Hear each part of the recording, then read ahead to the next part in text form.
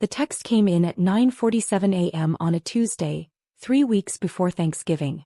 Melissa, I need to talk to you about the holiday.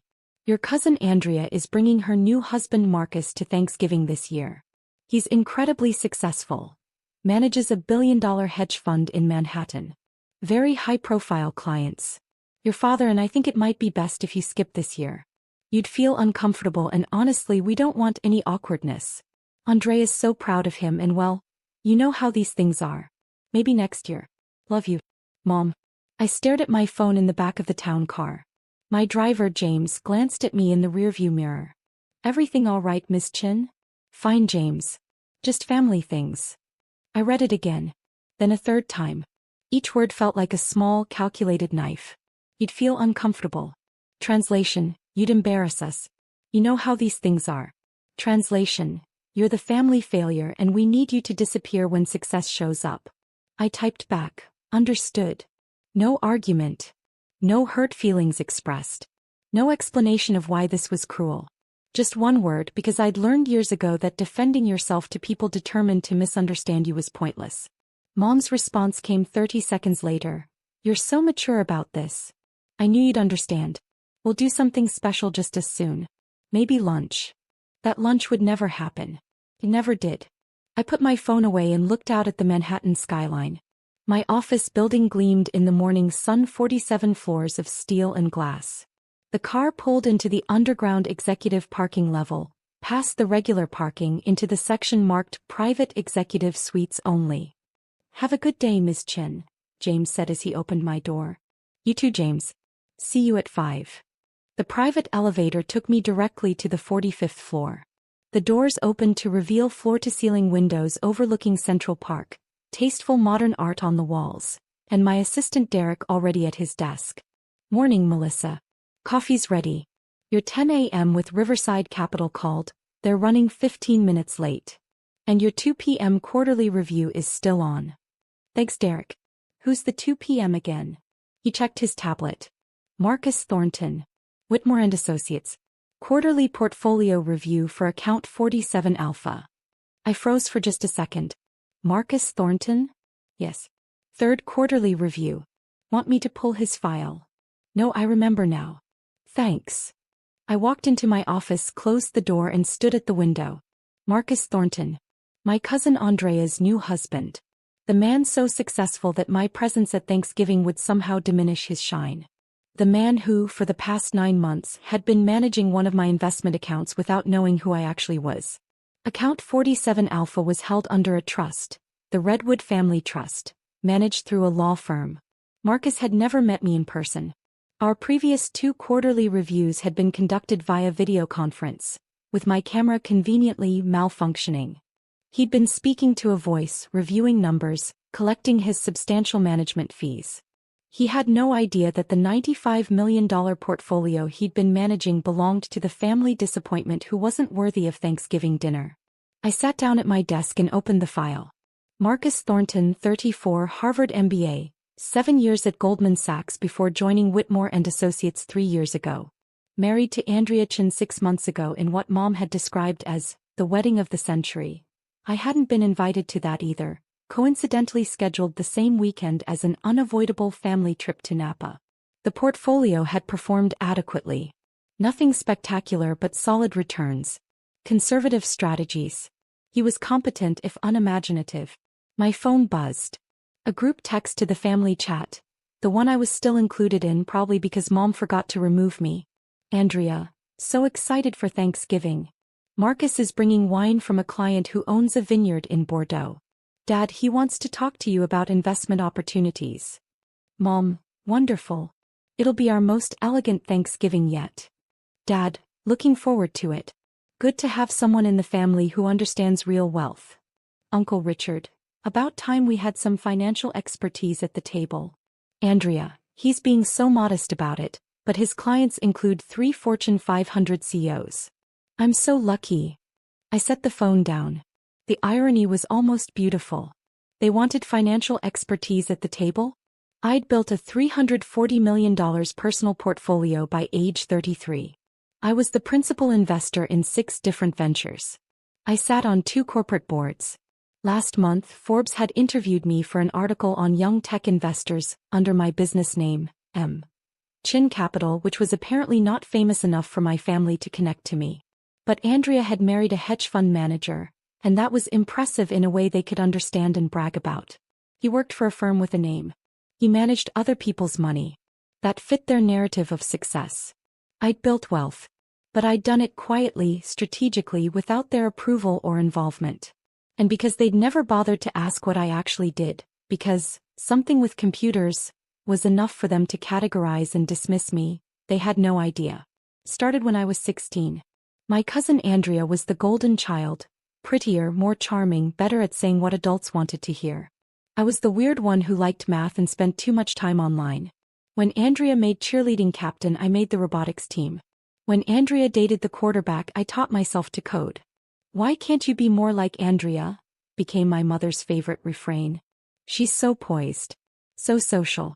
You need to put down the computer and learn to interact with people, Melissa." At family dinners, Andrea would talk about her plans: marketing degree, work in fashion or PR, marry someone successful. Everyone would nod approvingly. Then they'd turn to me. "And Melissa, still doing your computer things?" The tone made it clear. This was a phase, a quirk, something I'd grow out of once I got serious about life. I got into MIT. Full scholarship. My parents seemed almost disappointed. "It's so far away," Mom said. "And Boston is so cold. Andrea's going to U. Much better for networking." What she meant was, "Andrea's going somewhere glamorous where she'll meet the right kind of people. You're going somewhere for nerds." At MIT, I discovered I wasn't weird. I was exactly where I belonged. I double majored in computer science and economics. I interned at a fintech startup my sophomore year. By junior year, I'd built a trading algorithm that caught the attention of a venture capital firm. They offered me a job starting after graduation. Salary, $180,000. Plus equity. I called home excited. "That's nice, honey," Mom said. "Andrea just got engaged. To a lawyer. We're planning the wedding for next summer. You'll be a bridesmaid, of course." I was not, in fact, a bridesmaid. Andrea chose her sorority sisters instead. I was invited to the wedding, seated at a back table with distant relatives I'd never met. The lawyer marriage lasted 18 months. I didn't tell my family when I made my first million. I was 25, and it came from a combination of my salary, my equity in the startup, which got acquired, and smart investments I'd made using my own algorithm. I didn't tell them because I knew exactly what would happen. They'd either try to control it or dismiss it as luck. That I stayed quiet. I moved to New York. Kept my head down. I invested carefully. At family gatherings, the questions were always the same. "Still doing tech stuff? Are you seeing anyone? You know, Andrea's dating a doctor now. It's not too late to pivot to something more stable, Melissa." I'd smile. I'd nod. I'd give vague answers. And I'd leave early, returning to my real life, the one where I was building something they couldn't comprehend or diminish.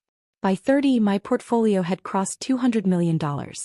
I'd invested in 11 startups, 7 of which had been profitable exits. I'd bought a penthouse in Tribeca. I drove a modest car and wore regular clothes and kept my life private because I'd learned that the moment you show success to people who've decided you're supposed to fail, they either try to take it or convince themselves it's not real. Andrea's doctor boyfriend became Andrea's doctor fiancé, then ex-fiancé when he cheated with a nurse. The family rallied around her.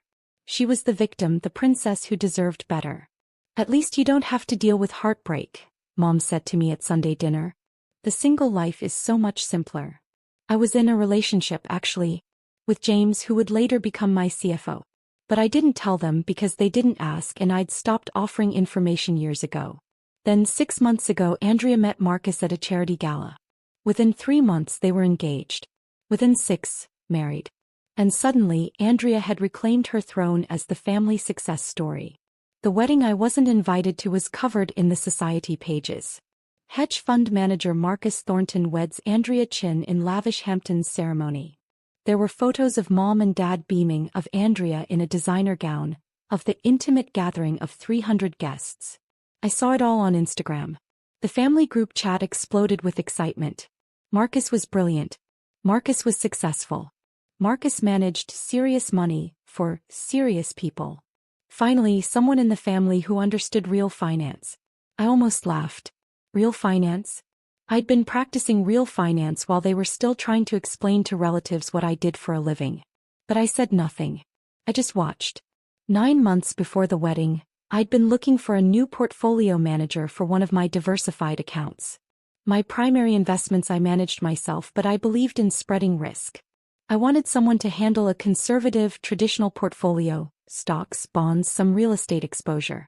About $95 million that I wanted managed competently but not aggressively. My attorney, Richard Voss, recommended Whitmore and Associates. They're good, he said. Not flashy but solid returns. They work with high net worth individuals. Very discreet. Who would be managing it? Probably Marcus Thornton. He's their rising star. Used to be at Goldman. Smart guy, bit of an ego, but he knows what he's doing. Marcus Thornton, I repeated. You know him? No, I said. Never met him. Which was true. I hadn't. Andrea brought him to one family dinner before the engagement, but I'd been unable to attend. Actually, I'd been in Singapore closing a deal, but I told them I had the flu. Set it up through the Redwood Trust, I told Richard. I want complete anonymity. He reports to you, you report to me. Richard didn't ask why. He'd been my attorney for 7 years. He knew I valued privacy. The account was established. Marcus Thornton was assigned. The first quarterly review happened via video conference, my camera off. Technical difficulties, Richard explained. Miss Chin prefers audio only. Marcus hadn't questioned it. Why would he? The account was worth $95 million. His fees were substantial. As long as the money was real, who cared if the client was camera shy? I listened to him present his strategy. Conservative allocation, dividend-focused equities, some municipal bonds for tax efficiency. It was textbook. Safe. Exactly what I'd hired him to do. Sounds good, I said through the phone, slightly modulating my voice. Proceed. Excellent. And may I say, Ms. Chin, it's a pleasure to work with a client who understands the value of patience in investing. Too many people want quick returns. I almost laughed. If only he knew that my aggressive portfolio, the one I managed myself, had returned 34% last year. Indeed, I said. Slow and steady. The second quarterly review was the same. Performance was adequate. Returns were decent. Marcus was pleased with himself. I approved his continued strategy. Then came the wedding. I saw the Instagram post. I read Mom's gushing texts in the family chat about how Andrea had finally found a real winner. I noted Dad's comment about how it's good to have financial expertise in the family now. And I made a decision. The third quarterly review would be in person. I told Richard to set it up at my office. Are you sure? He asked. That breaks your anonymity. I'm sure. Tell him Ms. M. Chin from M. Chin Capital will meet with him personally. 45th floor, executive suite. This is going to be interesting, Richard said. Yes, I agreed. It really is. The disinvitation text arrived 3 weeks before Thanksgiving. Mom's message was clear. I was an embarrassment, a potential source of awkwardness, someone who needed to be hidden when real success showed up. I could have told them right then. I could have sent a screenshot of my portfolio. I could have explained that Marcus literally worked for me, managed a fraction of my wealth, collected fees that I paid him. But that would have been defensive. Reactive. It would have looked like I was trying to prove something. Instead, I decided to let the universe handle it. Marcus had a quarterly review scheduled at my office 3 days after Mom's text. He'd been managing account 47 Alpha for 9 months without knowing who I was. Now he was about to find out. I didn't change the meeting. I didn't give him a heads up. I simply went about my week watching the family group chat fill with Thanksgiving excitement. Andrea.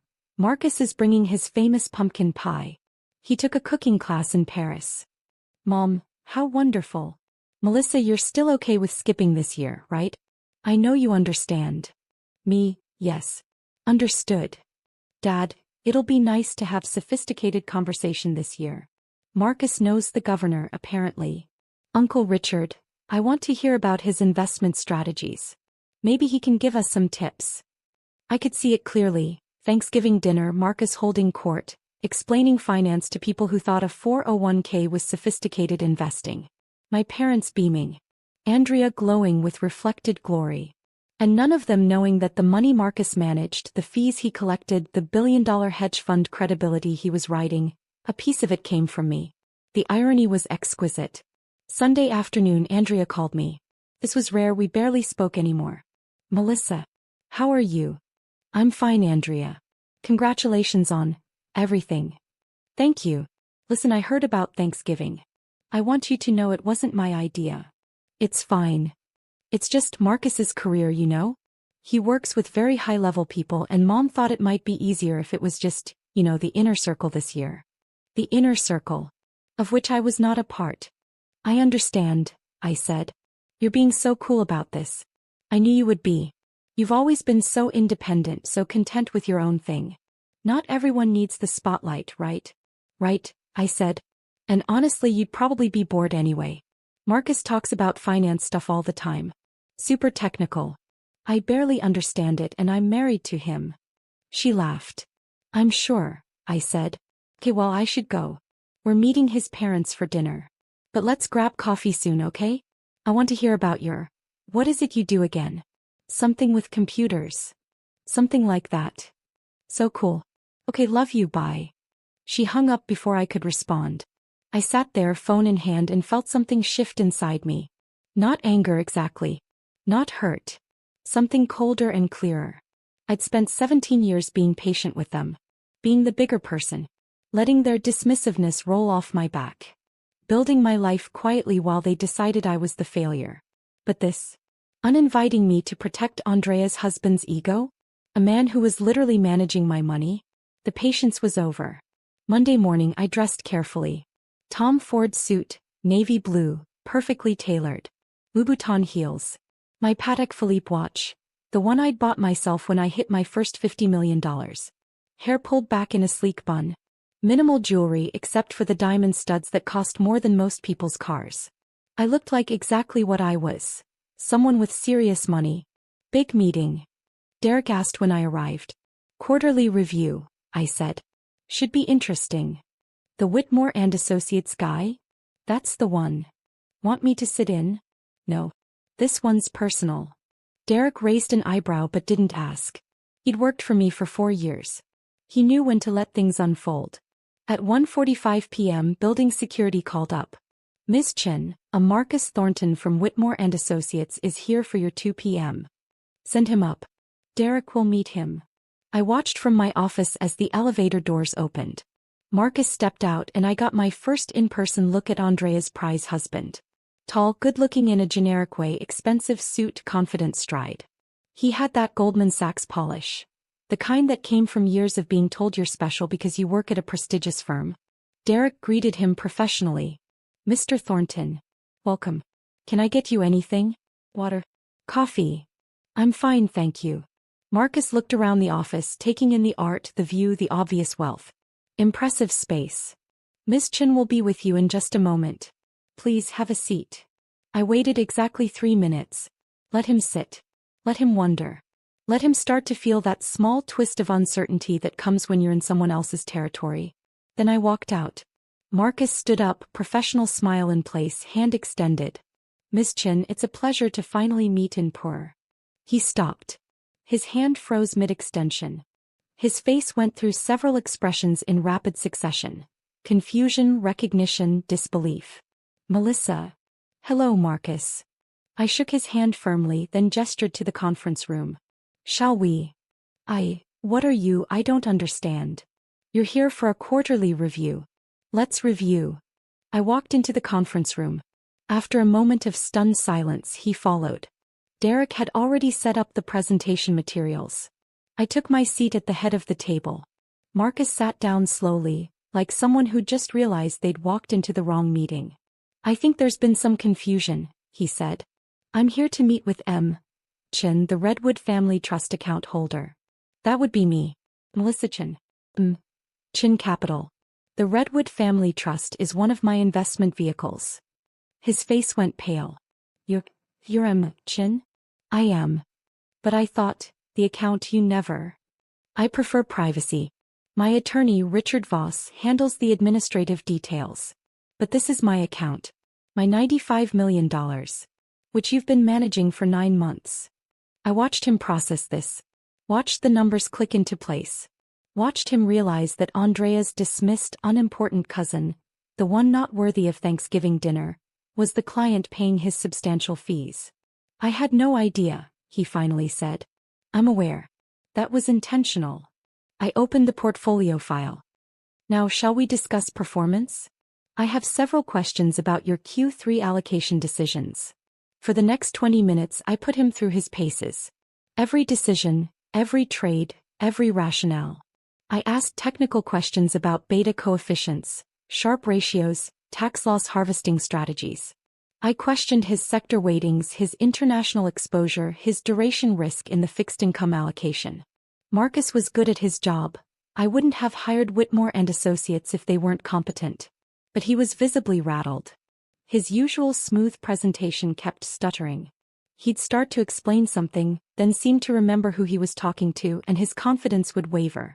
The emerging markets position, I said, looking at the allocation chart. You're underweight relative to the benchmark. Why? Well, given the volatility in that sector, I thought a conservative approach. The whole point of this portfolio is conservative. But conservative doesn't mean timid. Emerging markets are down 12% from their peak. This is a buying opportunity, not a time to hide in large-cap domestic equities. I can adjust that allocation. Please do.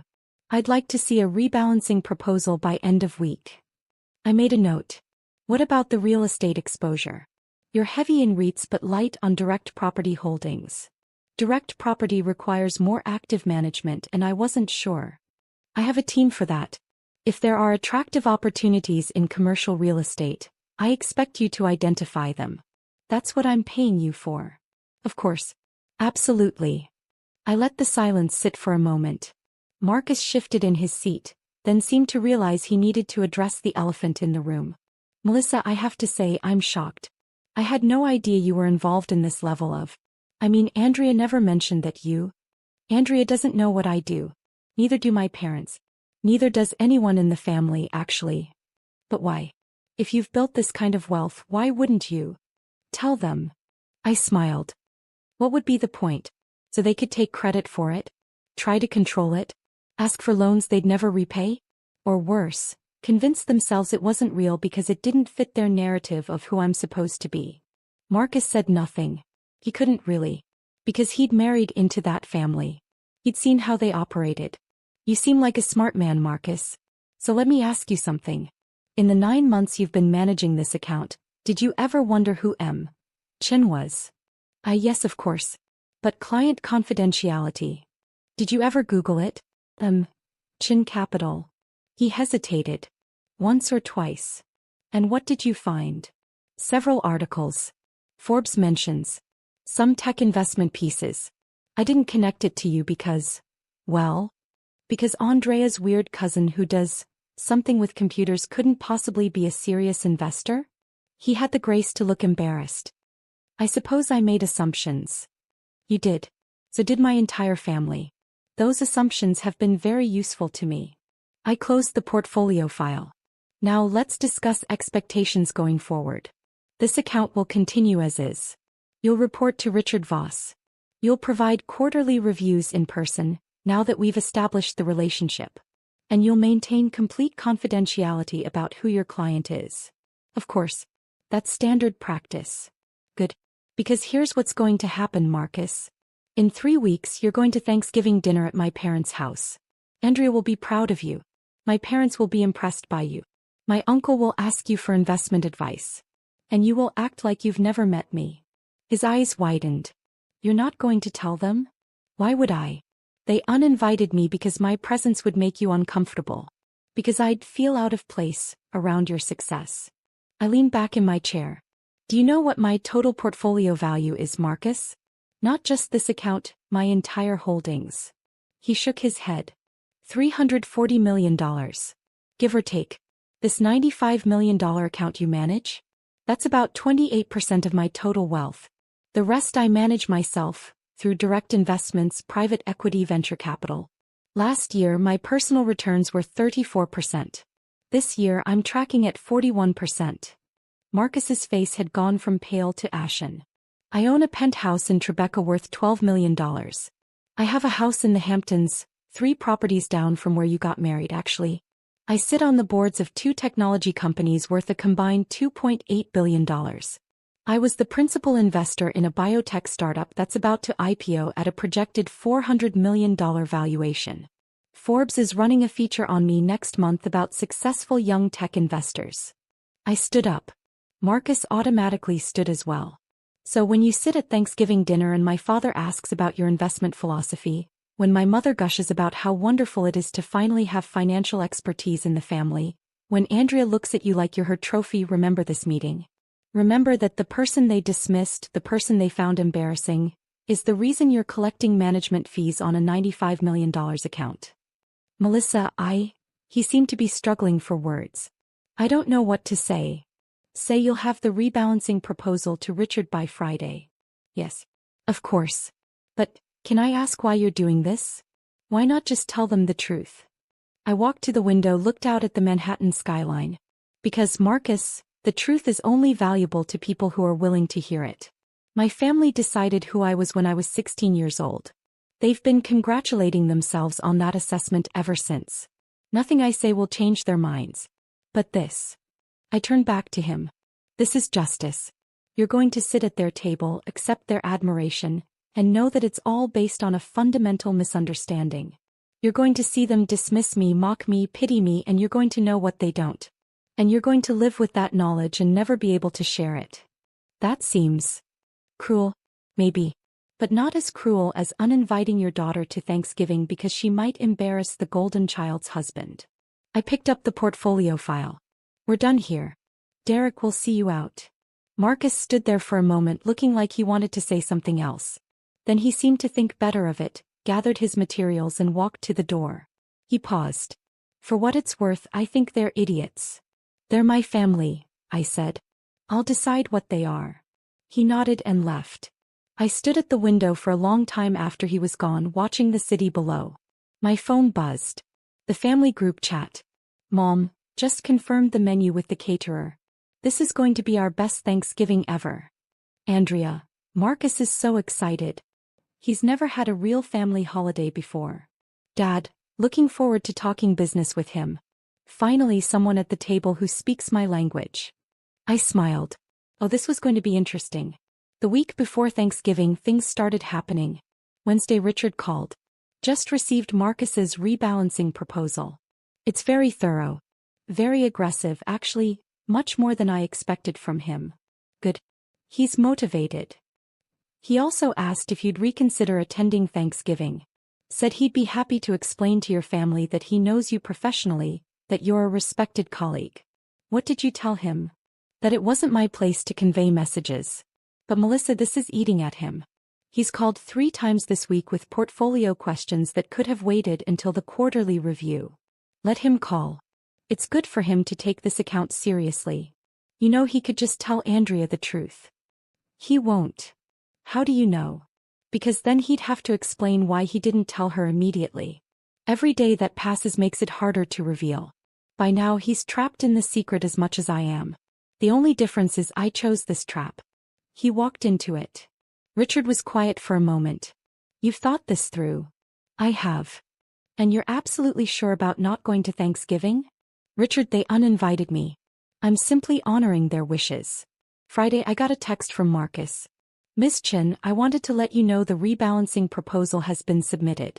Also, I've been thinking about our conversation. Would it be possible to schedule a call? I didn't respond. Saturday another text from the family chat. Andrea, 2 days until Turkey Day. Marcus is making his famous Brussels sprouts too. Mom, I'm so grateful for this family. Well, most of it. Smiling face with smiling eyes. Dad, Andrea, you really hit the jackpot with this one. Uncle Richard, can't wait to hear about the hedge fund business. I've always been fascinated by high finance. I turned off notifications. Monday morning, Derek caught me before I went into my office. You have a visitor. Didn't have an appointment, but she says she's your cousin. Andrea Chin. I paused. Where is she? Reception. Want me to send her away? No. I'll see her. Conference room. Andrea was wearing head-to-toe designer Chanel suit, Hermes bag, shoes that cost more than some people's monthly rent. She looked polished, perfect, every inch the successful hedge fund manager's wife.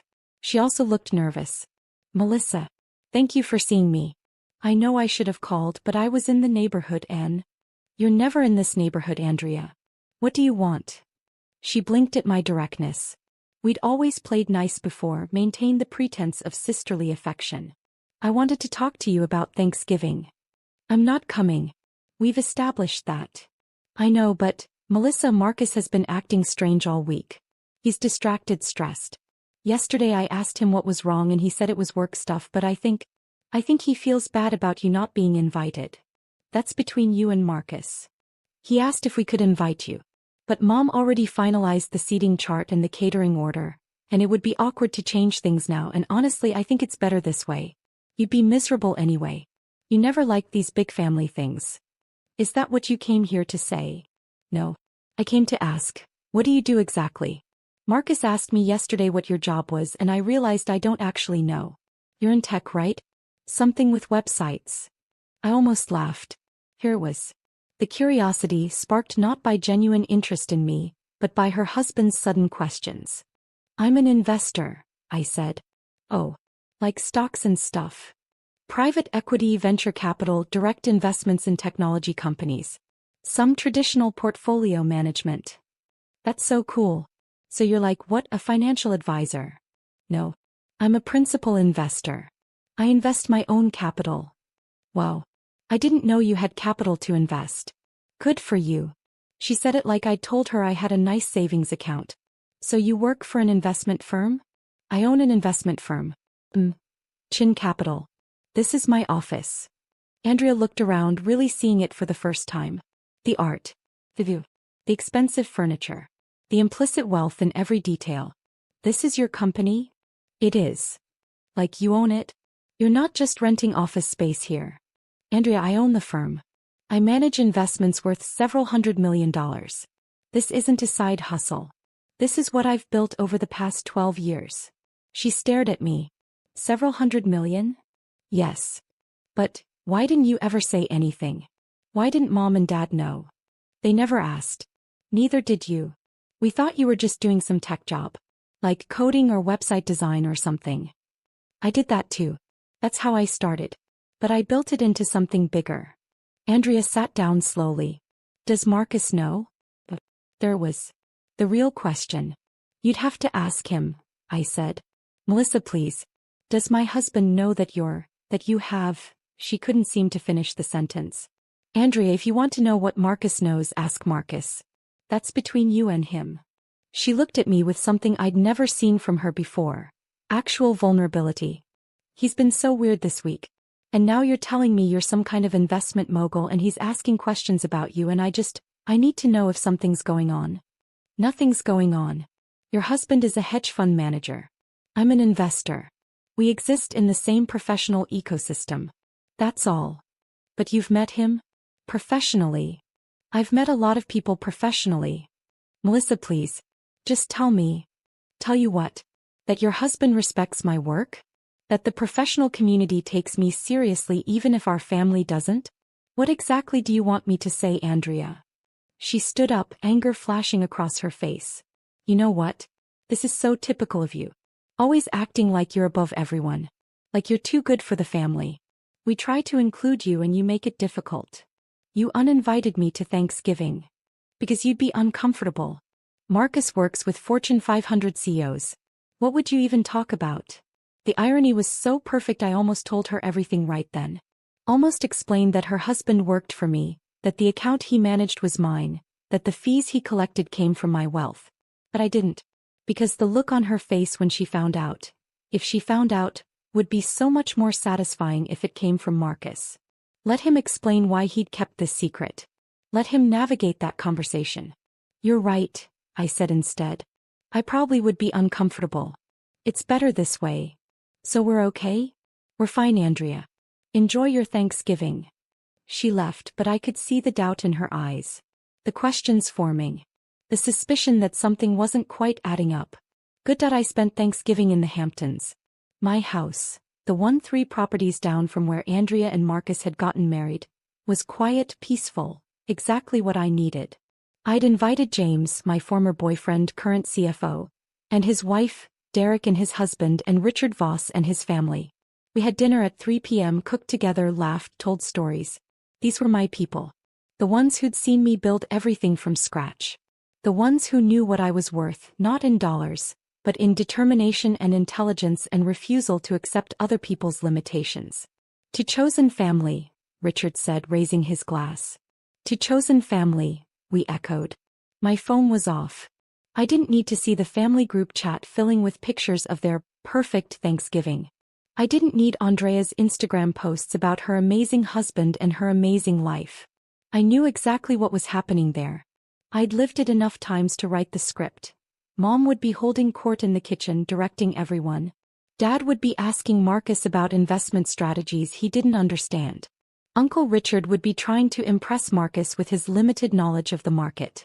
Andrea would be glowing, proud, the center of attention as Mrs. Marcus Thornton. And Marcus would be sitting there watching my parents praise him, listening to their barely concealed contempt for me, and knowing the truth they refused to see. That was consequence enough. Friday morning, I turned my phone back on. 47 missed calls. 63 text messages. 12 voicemails. Most were from numbers I didn't recognize. Several were from Andrea. 3 were from Marcus's work number. 2 were from my parents. And 1 was from Marcus's personal cell, time-stamped 11:47 p.m. on Thanksgiving night. I listened to it. Miss Chin, Melissa, I need to talk to you. Something happened at dinner. Please call me back. It's urgent. Please. The text from Andrea was simpler. Call me right now. From Mom, Melissa, we need to talk about what Andrea told us. Call us immediately. From Dad, this is unacceptable. You deliberately humiliated this family. I smiled. Apparently Marcus had broken. I called Richard. Did I miss something interesting? Oh, Melissa. He was laughing. Oh, you have no idea. Andrea called me last night at midnight, screaming about client confidentiality breaches. She'd apparently confronted Marcus about whether he knew you professionally and he caved. Told her everything. Which led to her telling your parents. Which led to your father calling me, threatening legal action for conspiracy to deceive the family. Legal action for what? That's what I asked. He couldn't articulate an actual cause of action. He's just furious that you made him look foolish. I didn't make him look like anything. He did that himself. I explained that to him. I also explained that client confidentiality agreements work both ways, and that Marcus violated his by disclosing your identity without your permission. Whitmore and Associates is not happy with him right now. Is he in trouble? Let's just say his bosses want to understand why he told his wife about a client's private financial information. Even if that client is family. I felt a small twinge of something, not quite guilt but awareness. I didn't want him to lose his job. He won't. But he will be reprimanded. And he should be. You're not the one who broke confidentiality, Melissa. He is. What did my parents say? Your mother wants to know why you've been lying to them. Your father wants to know why you hid your success. Andrea wants to know if you did this to embarrass her. They're all very focused on what you did wrong and remarkably uninterested in examining their own behavior. So typical. Yes. What should I do? What do you want to do? I thought about it. I could call them. I could explain. I could try to make them understand that I hadn't hidden anything. They'd simply never bothered to look. But what would be the point? Nothing, I said. I want to do nothing. Nothing. They uninvited me to Thanksgiving because I was an embarrassment. Now they know I'm not who they thought I was, and they're angry that I didn't correct their assumptions. But Richard, their assumptions were their problem, not mine. I don't owe them an explanation for the life I built while they were busy dismissing me. That's a healthy boundary. Besides, anything I say now will sound like gloating. If I wanted to gloat, I would have told them years ago. The fact that they found out this way from Marcus, after they'd already made their decision about me, that's just karma. What about Marcus? He's called 6 times. He violated confidentiality. He gets nothing from me. And Andrea? I thought about my cousin. The golden child. The one who'd always been chosen over me, praised over me, preferred over me.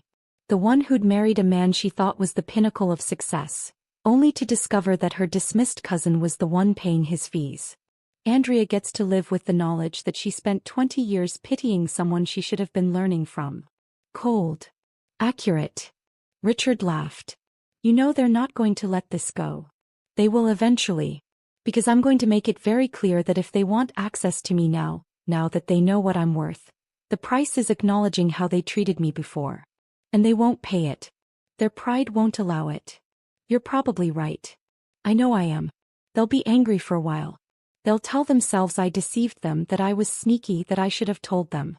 They'll make themselves the victims in this story. And then when I don't apologize, when I don't come crawling back eager for their approval, they'll move on. They'll find someone else to praise, someone else to center their narrative around. And I'll keep doing what I've always done, building my life without their input or permission.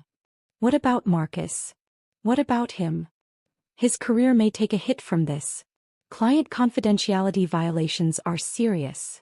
Then he shouldn't have violated it. I didn't force him to tell Andrea. He made that choice. Those are his consequences to manage. 6 weeks later, I got an email from Marcus. Subject: resignation and apology. Question: I wanted to inform you personally that I've resigned from Whitmore and Associates. The firm and I agreed it was best given the circumstances. I've recommended my colleague Jennifer Santos to take over Account 47 Alpha. She's excellent and I believe you'll be pleased with her work. I also want to apologize. I violated your confidentiality and there's no excuse for that. You trusted me with your portfolio, and I betrayed that trust by disclosing your identity. I've learned a hard lesson about professional boundaries and I hope you can forgive me someday. For what it's worth, I told your family something else that night. I told them they were fools for not seeing what was right in front of them. I told them you were one of the most sophisticated investors I'd ever worked with, and that their ignorance of your success was a testament to their complete lack of interest in knowing you. I told them that if my future children ever accomplish something extraordinary, I hope I'm smart enough to notice. Your father asked me to leave after that. Andrea and I are in counseling. I don't know if our marriage will survive this.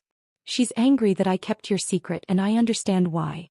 But I also can't shake the feeling that her anger is less about the secret and more about the fact that you were successful in a way that makes her uncomfortable. I'm sorry for my part in all of this. You deserved better from your family and you certainly deserved better from me. Sincerely, Marcus Thornton. I read it twice, then forwarded it to Richard without comment. He called 5 minutes later. Well, that's something. It is. Are you going to respond? No. He apologized. He defended you to your family. He's losing his marriage over this. He's losing his marriage because he violated professional ethics and kept secrets from his wife. That's not my fault. True. But Melissa, the man stood up for you. To your father's face. That took courage. It took guilt. That's different. Maybe. But I think he meant it. I looked out my office window. Snow was starting to fall over Manhattan, turning the city into something clean and new. It doesn't matter if he meant it, I said. What matters is that he finally saw the truth. They all did. Not because I convinced them or proved myself to them, but because the universe put it right in front of their faces in a way they couldn't ignore or dismiss. And how does that feel? Quiet, I said. It feels quiet. And it did. The anger I'd carried for so long, the hurt of being dismissed, the frustration of being underestimated, it had burned off like morning fog. What remained was just the simple fact of my life. I had built something extraordinary. I had done it without their help, without their approval, without their belief. Their blindness to that was their loss, not mine. My phone buzzed. A text from an unknown number. Hi Melissa, this is Jennifer Santos from Whitmore and Associates. I wanted to introduce myself and schedule our first quarterly review for Account 47 Alpha. I'm honored to be taking over this portfolio. Would January 15th at 2 p.m. work for you? I texted back, that works. And Jennifer? Let's keep this strictly professional. No personal questions. Absolutely. That's how I prefer to work as well. Perfect. The family group chat had been quiet for weeks. I was still technically in it, but no one posted anymore. The silence was louder than any argument could have been. Then 2 days before Christmas, a text from Mom. Melissa, I think we should talk. Can we meet for lunch after the holidays? I stared at it for a long time. Finally, I typed, I don't think so, Mom. But thank you for asking. Her response came immediately, we're your family. You can't just cut us off. I'm not cutting you off. I'm simply choosing not to invest time and energy in relationships that have consistently devalued me. You uninvited me to Thanksgiving because you were embarrassed by who you thought I was. Now you want to have lunch because you know who I actually am. I'm not interested in relationships that are conditional on my net worth. The three dots appeared, disappeared, appeared again. Then, that's not fair. You're right. It's not. But it's honest. And I've decided that honesty is more important to me than fairness. No response. I put my phone away and went back to work. I had a board meeting in an hour. A portfolio review after that. Dinner with James and Derek to discuss Q1 projections. A life that was full and meaningful and entirely my own. The family would go on without me. Andrea would recover or she wouldn't. Marcus would rebuild his career or he wouldn't. My parents would find someone new to be proud of, some other success story they could claim. And I would keep building. Keep investing. Keep proving not to them but to myself, that the quiet girl who liked computers had been right all along. Success isn't about who believes in you. It's about whether you believe in yourself enough to build something extraordinary, even when everyone around you insists you're meant for something small. I believed. And that made all the difference.